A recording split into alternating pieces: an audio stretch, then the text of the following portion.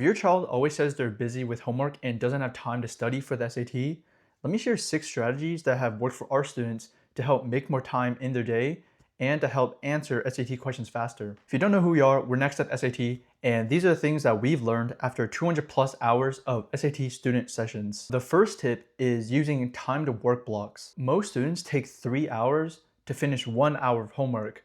Not because they're slow, but because no one's telling them to be fast. And here's what we tell our students. Number 1, set a timer for about 30 minutes. And during that time, when the timer's going, you can only work on that piece of homework. After the timer runs out, number 3 is you set a timer for 5 to 10 minutes, and that's when you take a break. And the last step, number 4, is just to repeat the entire process until you're done with all of your work. Here are 3 reasons why it works. First reason is Parkinson's law. You may have heard of this before, but it's basically saying work fills the time that is given. So if you have 3 hours to do a piece of homework, you're gonna take 3 hours. But if you have 30 minutes, then you're gonna try to get it done within that 30 minutes. The second thing is that it's not about rushing the homework, it's about prioritizing one thing at a time so they can do it as fast as possible. And lastly, number 3, sometimes when I wanna start a piece of work, I don't wanna do it because I think it's gonna take too long, it's gonna be too hard.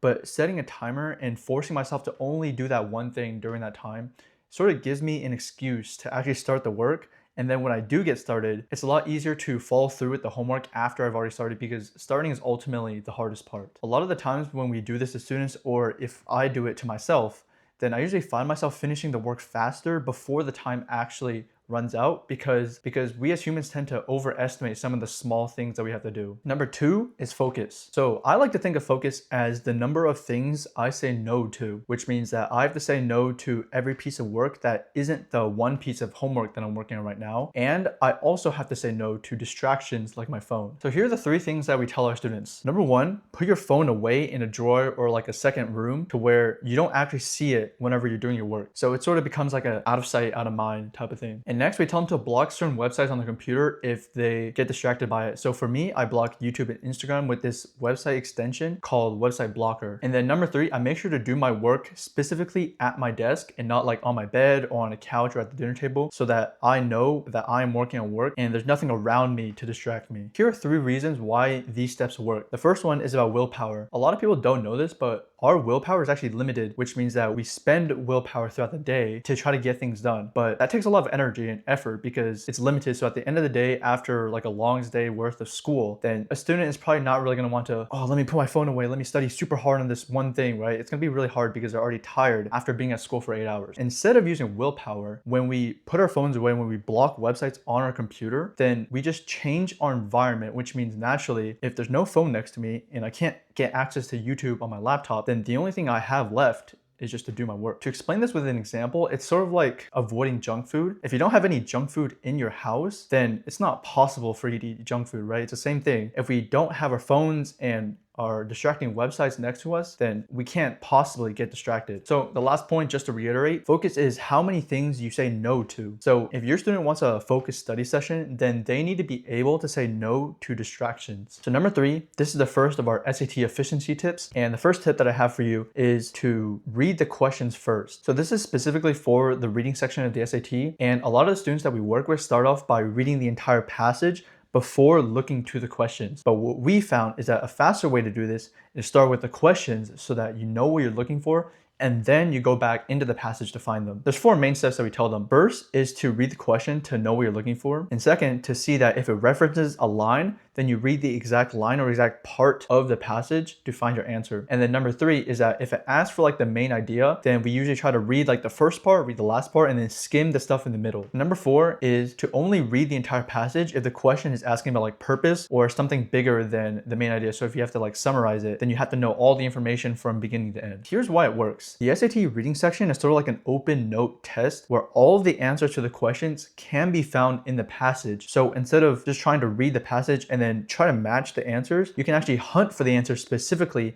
after you know what you're looking for. So the 4th tip for the SAT is to eliminate first. Charlie Munger, a billionaire, always said to flip your thinking. So our brains are actually better at finding the problems and the bad things rather than finding the right things or the good stuff. And that's why we tell our students to try to eliminate answers rather than try to pick the right one. So there's basically just 3 simple steps for this. The first one is you look at each answer choice and you cross out the exact idea in the answer choice that's wrong. So it's not looking for the wrong answer, but looking for the wrong idea within it. The second step is to cross out everything until you have one answer left, obviously. And the third step is if you're on like a grammar question, you shouldn't cross the answer out if you don't know exactly why it's wrong. So here's why it works. The SAT, whenever it makes its wrong answers, it tries to make them sound right. But when you actually go into the passage and try to match up each piece of information to something said in the passage, then if it doesn't match up, then it's completely wrong. Even if it sounds right, or even if the facts are correct. And if you can find every idea in the answer that doesn't match the passage, then you can for sure say the answer choice is 100% wrong. Okay, so the fifth tip is strategic skipping. So we see a lot of students waste time on the SAT by trying to immediately answer the hard questions. And what usually ends up happening is that they look at it for like about a minute and then they realize, wow, this is too hard, I can't do it. And then they skip it. But they could have just looked at it for 10 seconds and saw that this is a hard question, I'm gonna skip it right away to save time. And that way they could have saved about 50 seconds instead of wasting an entire minute. So there's 4 steps to this. The first one is you only focus on answering questions that you know how to do immediately after 10 seconds of looking. Number 2 is that if it takes longer than 10 seconds, then you skip it and you mark it so that when you come back, you know what to answer. The third step is to come back to the skipped questions in the end after you finish the entire section. And number 4, if you still can't figure it out, just guess an answer. The reason it works is because a wrong question and a blank question is worth the exact same on the SAT. When you skip a question and you come back to it and you realize that you can't actually solve this within the time that you have, you can just guess, which gives it the same amount of value as if you were to just leave a blank, except now you have a chance of getting it right. And this saves time because every question that you answer for each section is something that your kid knows immediately how to do, which means that they don't waste time by trying to solve questions that they don't understand. Last but not least, our 6th tip is grammar rules. So the SAT doesn't actually test all the grammar in the English language, and students waste time trying to relearn all the grammar education from school. So the first step to do the grammar questions effectively is to find a list of about like the 15 most common SAT grammar rules that are tested. Number 2 is practice about 3 rules a week with actual SAT practice questions. And third, make sure that your child absolutely does not study any rules that are not on the test, because if they do that,